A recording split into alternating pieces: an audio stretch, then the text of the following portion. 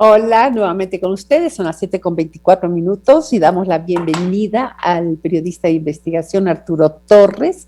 Él es editor del portal Código Vidrio, miembro del Consorcio Internacional de Periodistas de Investigación ICIG.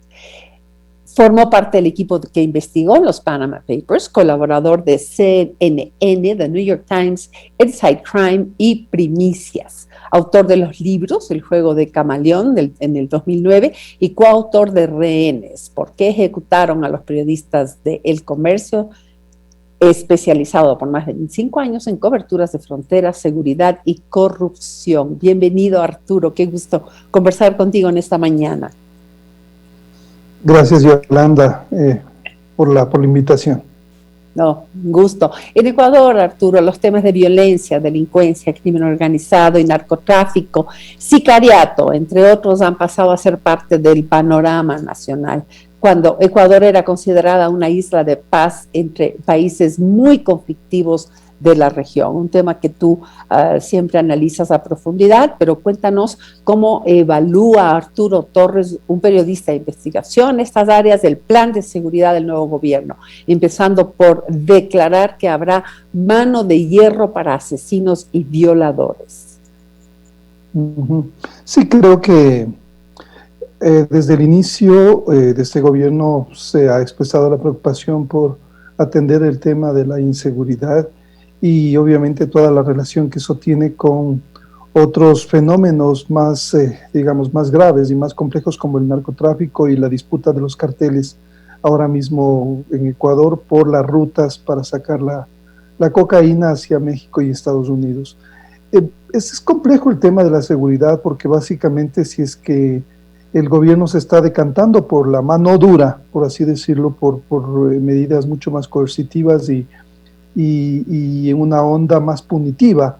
Creo que debería repensarlo. Básicamente el anterior gobierno, no solamente el gobierno de Lenín Moreno, sino el correísmo, enfatizaron un eje que tenía que ver también mucho con lo punitivo, y ahí es que no se tomaron, digamos, acciones más preventivas que puedan abordar el fenómeno de una manera mucho más por así decirlo, racional, porque básicamente hemos visto que cuando tienes un ángulo represivo, lo único que haces es exacerbar de alguna forma el delito desde otras perspectivas. La policía está desbordada, somos un estado pequeño que además enfrenta problemas muy graves estructurales por el tema económico.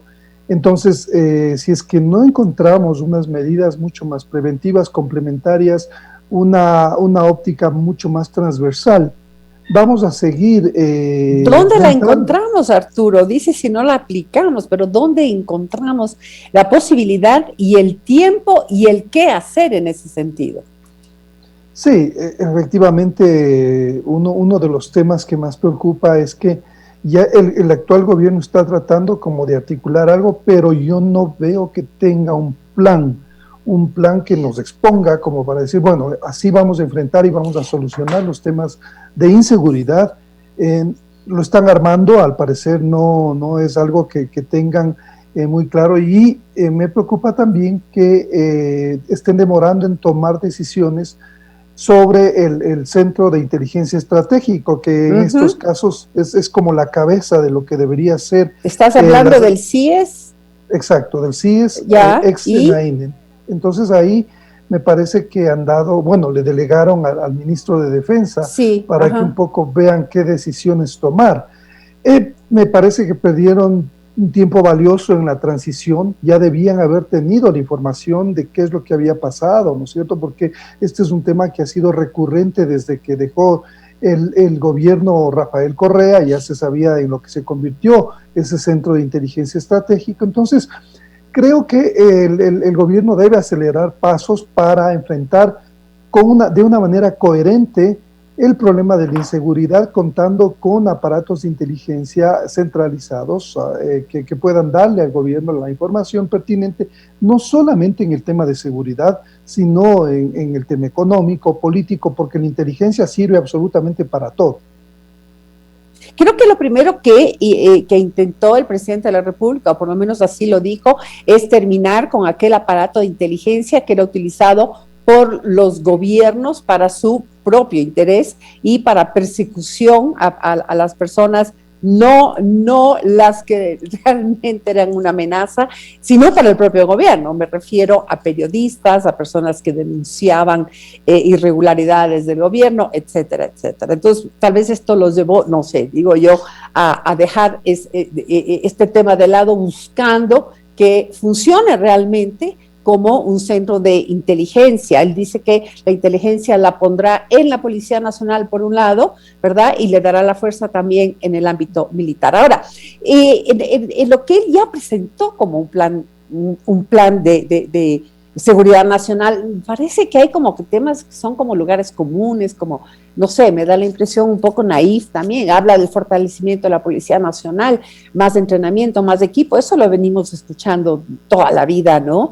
Reducir impuestos para importar más armas de fuego, eso es lo que tú decías, de irse por el lado más bien de agresivo, implementar el sistema de cámaras personales para policías, apoyar las empresas de seguridad. Estos son temas que en el correísmo, por ejemplo, ¿qué opinas de esto, del apoyo a compañías de seguridad privada, cuando Correa más bien eliminó la posibilidad de que, por ejemplo, estas empresas estén armadas? ¿Tú crees que eso puede ayudar en cuanto a la delincuencia del diario vivir de la ciudadanía? Sí, coincido, Yolanda, no veo estrategia, veo muchos anuncios, pero que no se articulan a un plan que nos diga, bueno, en 2 años vamos a lograr esto, en 4 vamos a hacer estas acciones con esta cooperación. En torno al tema de las empresas de seguridad privadas, pues creo que eso tiene que articularse a partir de una cooperación con evidentemente, con la empresa privada, no solamente con las empresas privadas de seguridad, sino que creo que frente a una estrategia para frenar la inseguridad que vemos todas las semanas, hay ya sicariatos, y este es otro tema preocupante porque las manifestaciones delictivas son muy parecidas a países donde básicamente manda el narco. Nosotros evidentemente nos volvimos un país sumamente importante para el narcotráfico transnacional, vinculado a los carteles mexicanos, y esto requiere una estrategia distinta, Yolanda, que yo no veo, hasta ahora no encuentro un lineamiento que me permita a mí visualizar que vamos a tener nuestro propio enfoque para enfrentar un problema tan complejo como el narcotráfico, no solamente por la droga que se saca hacia afuera, sino por el narcotráfico interno, por el consumo interno de droga. Entonces hay un sinnúmero de aristas que no están siendo orientadas bajo una misma estrategia. Y eso es preocupante. Esa estrategia, danos unos componentes básicos de esa estrategia. Él ha hablado, por ejemplo, de fortalecer la cooperación internacional con Estados Unidos y la Unión Europea para combatir el narcotráfico. No sé si, inclusive, no sé si abrir la posibilidad de tener nuevamente una base extranjera en el país para ayudar en estos temas, ¿no? De prevención digamos, del narcotráfico, etcétera. Además, en el país el narcotráfico es solo una pequeña parte, porque tenemos tráfico de órganos, tenemos tráfico de personas, tenemos tráfico de oro, en fin, ya realmente, como tú dices, nos ha desbordado. Danos unos elementos de qué estrategia se puede aplicar en el país rápidamente, macro, pero que nos podamos orientar hacia algo y orientar quizás también al gobierno. Sí, creo que es importante saber qué modelo va a aplicar el gobierno para enfrentar los temas de inseguridad. Eso no lo sabemos, o sea, hay como anuncios puntuales, pero no hay, como decía, una estrategia. Entonces, esta estrategia, ¿qué es lo que debería tener desde mi punto de vista? Deberían decirnos cómo van, por ejemplo, o sea, hay leyes que en el 2014 con el Código Integral Penal se crearon más delitos, como 75 delitos más, y la medida que era excepcional y se volvió una norma es la prisión preventiva. Hay un abuso de la prisión preventiva, las cárceles están convertidas en bodegas de seres humanos. Entonces, tenemos, por el lado judicial, no sabemos qué quiere hacer el gobierno para precisamente enfrentar el delito de una manera que no sea encarcelar a las personas. Muchos de los detenidos son pequeños traficantes, pequeños consumidores, un 30%, y buena parte de ellos no tiene sentencia. Entonces hay un problema que tiene que ver con lo judicial que debe ser tratado, cómo se van a hacer reformas o no a ciertos delitos o a cantidad de delitos que se incluyeron en el COIP y, como digo, llenan ahora las prisiones. Luego, ¿qué hacer con las prisiones, con el sistema carcelario? ¿Va a seguir en manos del Estado o se debe concesionar?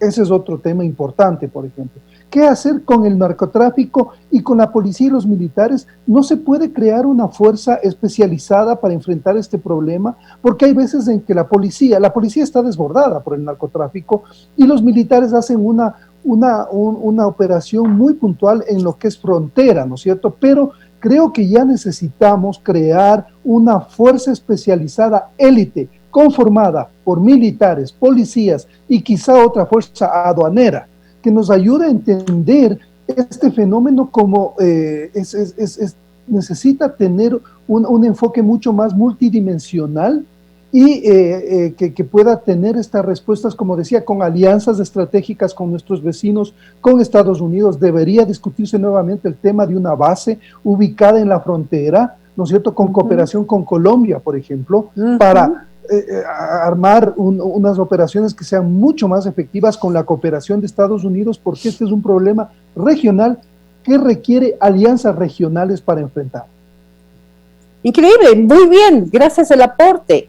Al viceministro del Ministerio del Interior se le preguntó en una entrevista del diario El Comercio, si no me equivoco, acerca de cómo están yendo para enfrentar este tema de la delincuencia a pequeña, mediana y gran escala en el país. Y él hablaba de la creación de un nuevo Ministerio de Seguridad.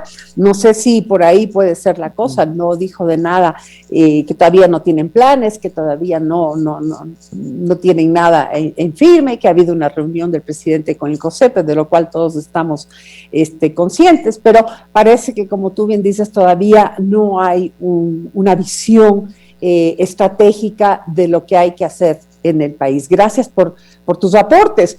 Mira, anoche, frente a la expectativa de la entrevista contigo, pues lo hago con cierta frecuencia, pero anoche lo hice, entré al portal de Código Vidrio y me encontré con otro tema de un ámbito totalmente diferente, pero me llamó la atención, sobre el embajador saliente de Ecuador en España, Cristóbal Roldán Cobo, que es denunciado por un supuesto acoso y hostigamiento laboral por la ex cónsula en Málaga, Marta Sandoval Río Frío. No sé si has tenido alguna respuesta de él. ¿Qué dice? ¿Qué pasó ahí?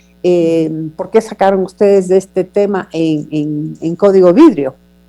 Sí, bueno, Yolanda, nosotros una vez que conocimos la denuncia que presentó la ex cónsul en Málaga, el día de su salida, el 31 de mayo, básicamente lo que hicimos es pedirle la versión al ex embajador, porque básicamente es un tema de interés público, es un tema difícil que no se trata, normalmente no se aborda, no se conoce, mucho más en una entidad como la Cancillería. Sí llama mucho la atención, ¿no es cierto?, porque aparentemente la Cancillería es una institución que vela por muchos, o sea, por los derechos laborales, y es muy diplomática, por así decirlo, en estos casos. No así, y además acaba de sacar su protocolo, ¿verdad?, antiacoso laboral, justamente. Así, el protocolo es del 2019, realmente, Yolanda, entonces está vigente desde el 2019, pero yo creo que... Pero se le ha dado mucha... hablando con el ministro laboral, en los últimos meses se le dio mucha importancia, y te lo digo porque incluso trabajando en una institución pública, desde el gobierno, volvieron a reactivar el tema para que se hicieran campañas internas sobre este tema del acoso laboral, el acoso laboral no solamente en lo sexual, sino también en cierta explotación del propio trabajo, y el tratamiento que se debe tener hacia los compañeros y compañeras, en donde no haya un abuso en este tipo, digamos, sexual, o inclusive de ofensa a veces, que no llega a ser sexual, pero que puede ser verbal y aún así ofender. Por eso hablo de estos últimos tiempos, porque sé que hubo una intención de reactivar el tema. Sí, de lo que nosotros conocimos en Cancillería, ellos se pronunciaron, hay, digamos, una decisión. Yo creo que el nuevo canciller conoce muy bien, es un diplomático de carrera y no dudo que él va a tomar medidas, pero en torno al protocolo creo que es importante activar oportunamente el protocolo, porque lo que va a ocurrir lo mismo que con las leyes en Ecuador. O sea, las leyes están de adorno.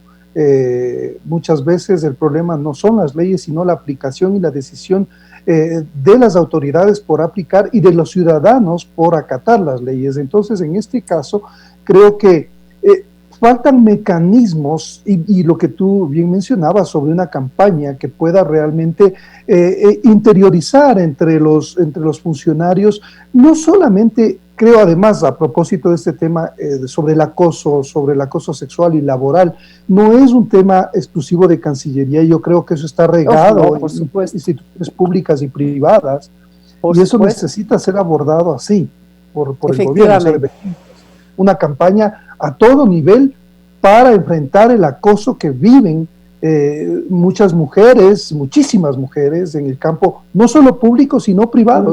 Es un tema que tiene mucha importancia y por eso es que nosotros lo denunciamos en Código. No, gracias por tratarlo y denunciarlo. Importantes tus aportes en esta mañana. Ha sido un gusto, esperamos poder contar contigo a futuro y bueno, desearte éxito siempre en tu trabajo periodístico y de investigación.